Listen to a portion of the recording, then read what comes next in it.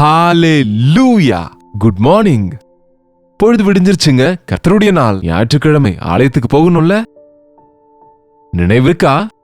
தேவனுடைய வார்த்தைகளை சில நிமிஷங்கள் தியானிப்போம். ஆலயத்துக்கு ஆயத்தமாகிறவங்க, ஆலயத்துக்கு போக நினைக்கிறவங்க, போகலாமா நினைக்கிறவங்க, தயவு செய்து போங்க.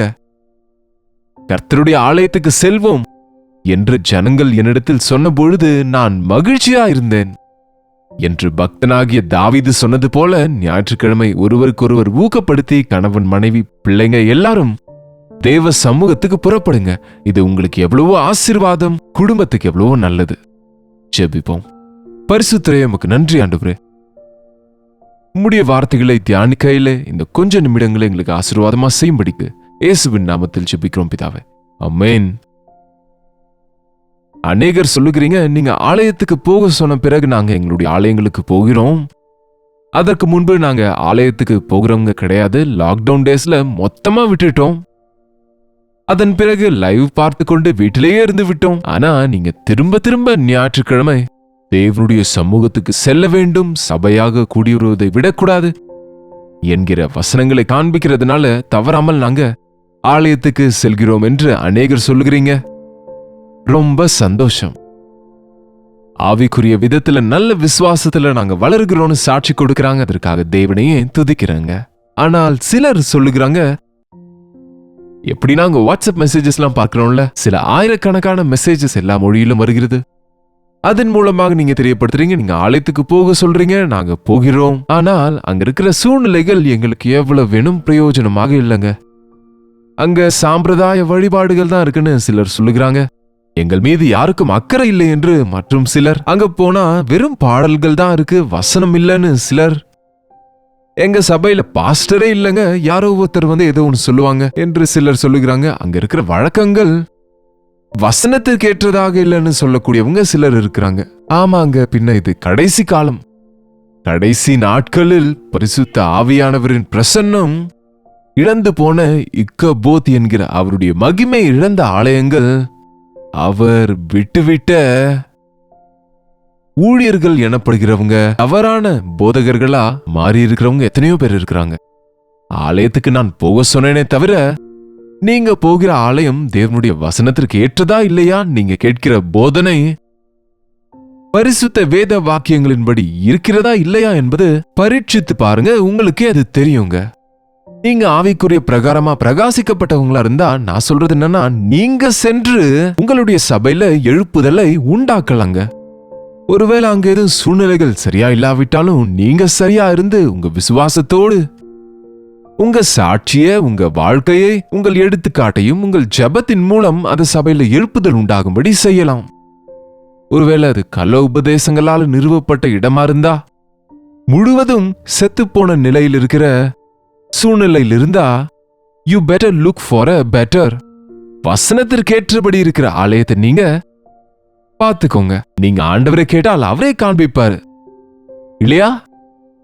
கடைசி காலத்துல சபைகள் எப்படி இருக்கும் என்றால், வெளிப்படுத்துதல் கர்த்தருடைய வார்த்தைகள் 7 சபைகளை குறித்து நீங்க வாசித்தா, வெளிப்படுத்தின விசேஷம் 2-3 அதிகாரத்தில் 7 சபைகளுக்கு கொடுக்கப்பட்ட செய்திகளை நீங்க வாசித்தால், அதுல வெறும் 2 மாத்திரம் ஆண்டவர் பாராட்டுகிறாரு, எச்சரிக்கிறாரு. மற்ற 5 சபைகளின் நிலைமை இன்றைய சபை நிலைமை எப்படி இருக்கிறதோ அப்படி இருப்பது போல காணப்படுது. இன்றைக்கு சர்தை சபையை குறித்து நாம ஒரு முறை பார்ப்போம். பாருங்க, வெளிப்படுத்தின விசேஷம் 3 அதிகாரம் 1 வாசிக்கிறேன். சர்தை சபையின் தூதனுக்கு நீ எழுத வேண்டியது என்னவெனில், தேவனுடைய 7 ஆவிகளையும் 7 நட்சத்திரங்களையும் உடையவர் சொல்லுகிறதாவது, உன் கிரியைகளை அறிந்திருக்கிறேன். என்னவென்றால், நீ உயிர் உள்ளவன் என்கிற பெயர் மாத்திரம் உனக்கு இருக்கிறது தவிர நீ செத்தவனா இருக்கிறாய். இதனங்க, நீ உயிரோடு இருக்கிறாய் என்கிற பெயர் மாத்திரம் உனக்கு இருக்கிறதே தவிர நீ செத்தவனா இருக்கிறாய். மரிக்காமலேயே மரித்தவனோடு சமானமா இருக்கிறவன் அவன். பேச முடியாத, நடக்க முடியாத, எழுந்துக்க முடியாத, கேட்க முடியாத, படுத்த படுக்கையாக அப்படியே இருக்கிறவங்கள நம்ம என்ன சொல்லுவோங்க? கோமாவில் இருக்கிறாங்கன்னு சொல்லுவோம். கோமாவில் இருக்கிறவங்க இறந்துட்டாங்களான்னா அவங்க இறந்து போகல, ஆனா பிழைச்சிருக்கிறாங்களான்னா பெயருக்கு உயிரோடு இருக்கிறாங்க. ஆனா அவங்க வேலைங்க எதையும் அவங்களால செய்ய முடியாது. நாம சொல்லுகிறது அவங்களுக்கு கேட்காது, பதிலும் கொடுக்க முடியாது. இன்றைக்கு கிறிஸ்தவ சபை இப்படி இருக்கிறது என்பது ஆண்டவர் எச்சரிக்கிறாருங்க. அநேக சபைகளிலே இப்படிப்பட்ட சூழ்நிலை இருக்கு. அங்கே பரிசுத்த ஆவியின் பிரசன்னம் இல்லை, எழுப்புதல் அங்கே இல்லை, அங்க தேவனுடைய உணர்வு இல்லை. போகிறாங்க, பாடுகிறாங்க, கேட்கிறாங்க, வருகிறாங்க, முகங்கள்ல சந்தோஷம் இருக்காது, விடுதலை இருக்காது, தேவனுடைய சமூகம் அதுல இருக்கிற சந்தோஷத்தை அனுபவிக்க முடியாது. ஏதோ சீரியஸா நீளமான முகங்களை வைத்துட்டு போவதோ, பக்தி பாவத்தை காட்டுவது போல இருப்பதோ, அந்த பாஸ்டர் ஐயா ஏதோ 4 வார்த்தைகளை சொன்னா அது புரியாவிட்டாலும் அதை கேட்பது, அதை கேட்டோம் என்கிற பெயர்தான் தவிர அது மனசுக்குள்ளேயும் போகாது, அது புரியவும் புரியாது. திரும்ப எப்பொழுதும் போல வாழ்வது. இப்படிப்பட்ட பெயரளவு சடங்கு ஆச்சாரங்களோடு தான் அநேக சபைகளில் இன்றைய நிலைமை இருக்கிறது. சரி, நீங்க தேவனுடைய ஆலயத்துக்கு போகும்போது அங்க தேவனுடைய பிரசன்னத்தை அனுபவிக்கிறீங்களா? அங்கே நீங்க தேவனோடு நேரம் செலவிடுகிறீங்களா? பக்கத்துல இருக்கவங்களை பார்க்காதீங்க, சூழ்நிலைகளை பார்க்காதீங்க. ஆண்டவர் இருக்கிறார் என்கிற விசுவாசத்தோடு நீங்க ஆலயத்துக்கு போகும்பொழுது நீங்க கேட்ட தேவ செய்தி ஒருவேளை இன்றைக்கு எழுப்புதல் இல்லாம இருக்கலாம். ஆனா ஒரு காலத்தில் எழுப்புதல் உண்டாயிருந்த சபையில தான் நம்ம இருக்கிறோம். ஒரு காலத்தில் தேவனுடைய பெரிய காரியங்களை பார்த்த இடத்துல இருக்கிறோம்.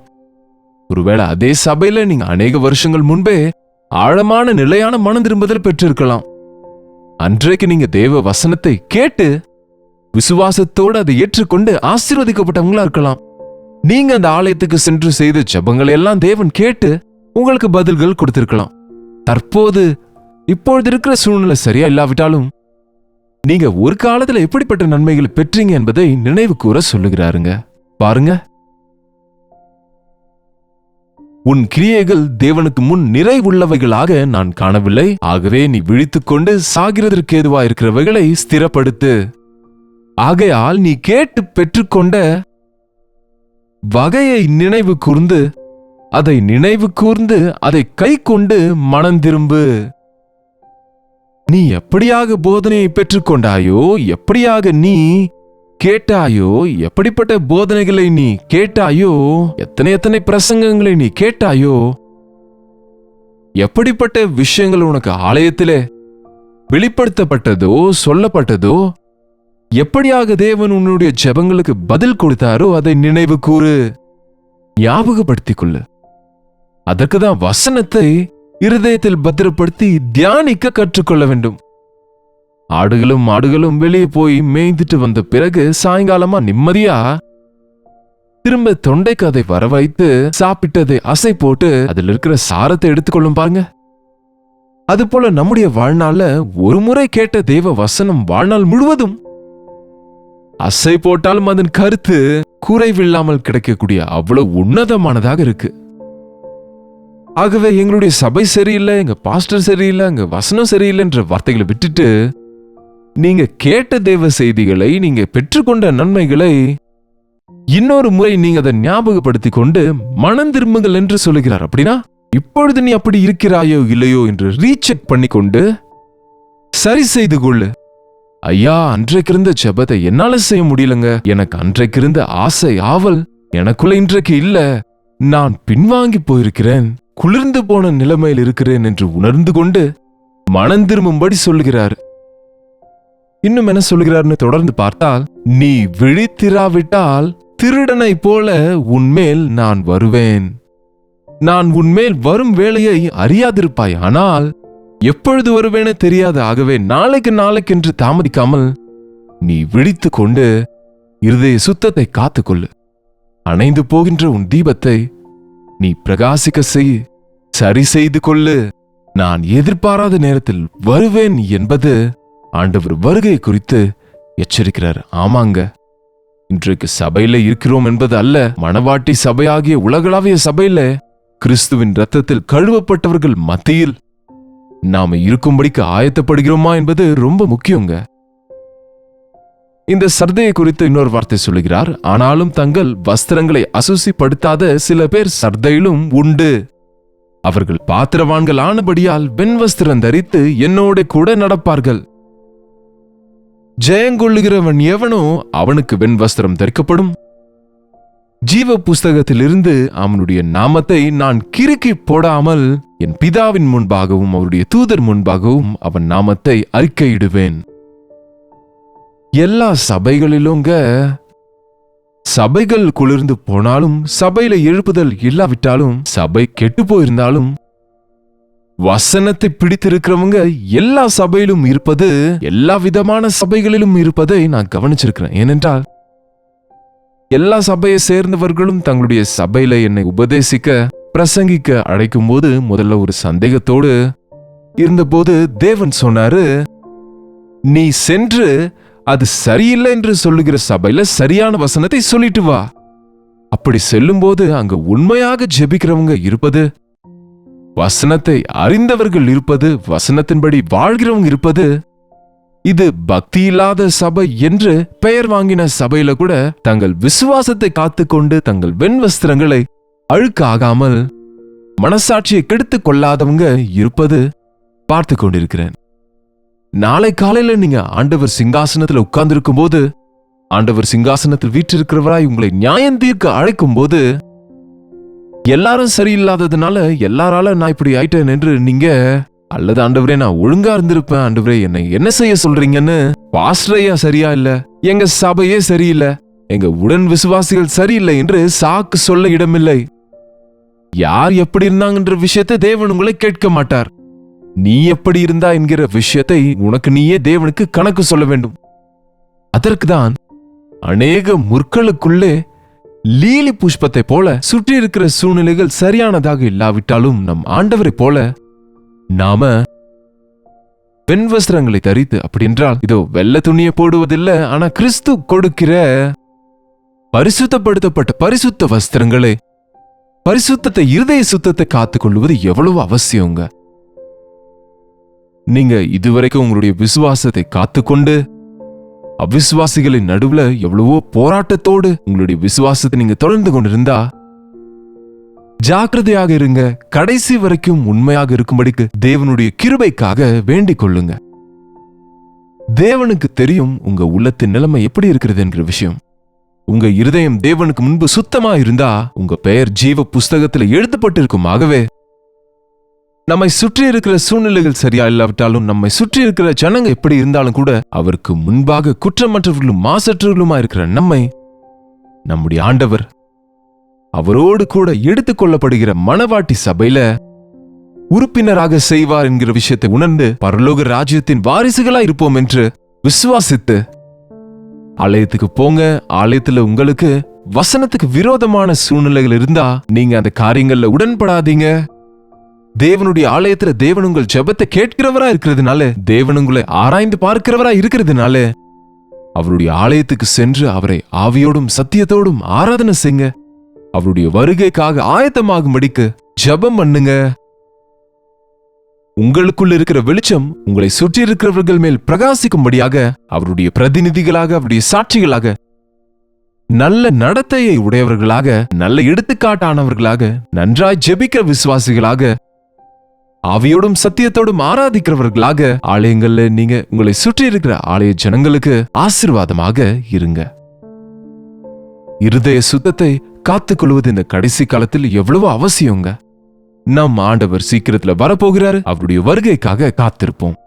ஜெபிப்போம். பரிசுத்தரே, அன்புள்ள ஆண்டவரே, சென்றோம் வந்தோம் என்று நாங்கள் திருப்தி அடையாமல், உதடுகளால் உம்மை துதித்து இருதயத்தால் உமக்கு தூரமானவர்களாக இல்லாமல், கொஞ்சத்திலே காணப்பட்டு காணப்படாமல் போகிற புகை போன்ற பக்தியை கொண்டிராமல், மேகத்தை போன்ற பக்தி இல்லாமல், நிலையான விசுவாசத்தை கொண்டவர்களாக, பலமான இருதய சுத்தத்தை கொண்டு, உலகத்தின் அழுக்கங்களை தொடாமல் எங்கள் இருதய சுத்தத்தை காத்துக்கொண்டு ஆலயங்களுக்கு போகும்போது அங்கிருக்கிற சூழ்நிலைகள் வசனத்துக்கு விரோதமாக இருக்கும்பொழுது அன்றைக்கு நீர் எப்படியாக ஆண்டவரே மலையின் மீது உட்கார்ந்து அழுது, ஐயோ கோழி தன் குஞ்சுகளை தன் சிறகுகளின் கீழே கூட்டி சேர்த்துக் கொள்ளும் வண்ணமாக நான் எத்தனை தரமோ சேர்த்துக்கொள்ள மனதாயிருந்தேன், உங்களுக்கோ மனதில்லாமல் போயிற்று என்றது போல எங்களுடைய சபைக்கு இரக்கம் செய்யுங்க. எங்களுடைய சபைக்கு எழுப்புதலை கொடுங்க.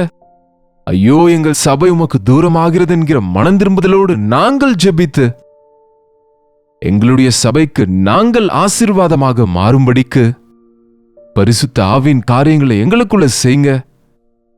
உண்மையான கிறிஸ்தவர்களாக செய்யுங்க. பரம மேய்ப்பனாக நீர் இருக்கிறபடினால், பரலோக ராஜ்யத்தின் குடியுரிமையை நீர் கொடுக்கிறவராக இருக்கிறபடினால், இம்மையிலே கூட உம்முடைய சாட்சிகளாக நிற்பதற்கு, உம்முடைய வருகைக்காக காத்திருக்க எங்களுக்கு உதவி செய்யும்படிக்கு இயேசுவின் நாமத்திலே ஜெபிக்கிறோம் நல்ல பிதாவே, ஆமென். நம்முடைய பிதாவாகிய தேவனுடைய அன்பும் குமாரனாகிய இயேசு கிறிஸ்துவின் கிருபையும் பரிசுத்த ஆவியானவருடைய அந்யோன்யமும் ஐக்கியமும் கூடி வந்திருக்கிற நம் அனைவருக்கும் இப்பொழுதும் சதா காலமும் துணையா இருப்பதாக, ஆமென். தேவனுக்கு ஸ்தோத்திரம். உங்களுடைய ஜெப விண்ணப்பங்களையும் பாரங்களையும் நீங்க எங்களுக்கு 8939801234க்கு ஒரு டெக்ஸ்ட் அல்லது வாய்ஸ் மெசேஜ் மூலம் நீங்க எங்களுக்கு வாட்ஸ்அப் பண்ணுங்க. உங்களுடைய பட்சத்துல நாங்க ஜெபிக்கிறோம், நீங்களும் ஜெபிங்க, தேவன் உதவி செய்வார். ஒவ்வொரு நாளும் உங்களை பலப்படுத்துகிற இந்த நிகழ்ச்சிகளால் தொடர்ந்து நீங்க பலப்படுங்க. உங்களுடைய ஆலயங்களுக்கு நீங்க செல்லுங்க. கர்த்தருக்கு சித்தமானால் கல்வரி சர்ச்ல நடக்கிற ஒரு ஆராதனை உங்களுக்கு லைவ் கொடுக்க முயற்சிக்கிறோம். எங்களோடு கூட நீங்க கூட உங்களுடைய ஆலயங்களுக்கு சென்று வந்த பிறகு ஜாயின் ஆகலாம். எங்களுடைய கடைசி சர்வீஸ் தாமதமாகத்தான் இருக்குமாகவே நீங்களும் கூட எங்களோடு கலந்து கொண்டு தெய்வ ஆசீர்வாதங்களை பெறுங்க. கர்த்தருக்கு சித்தமான நாளைக்கு உங்களை அனுதின தியானத்தில் சந்திக்கிறேன். அதுவரை கர்த்தருடைய கிருபை உங்களுக்கு துணையா இருப்பதாக.